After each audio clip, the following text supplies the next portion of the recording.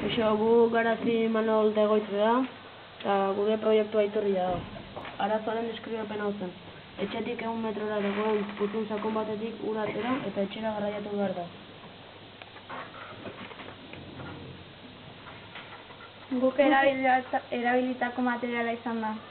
Egurra, pintura, estainua, motorra, big boligrafo bat, goma, plastiko ezkotuak, botila baten tapa, hiltzeak, resistentzia bat eta sakagailua.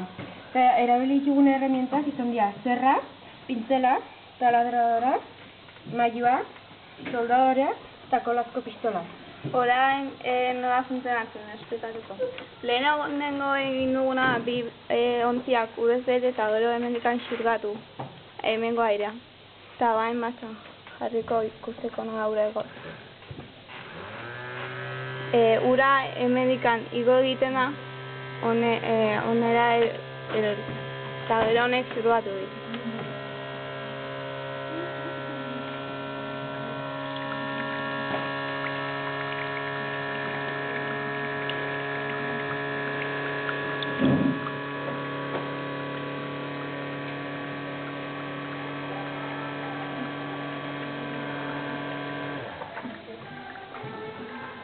Hau izan da gure proiektu eta espero dut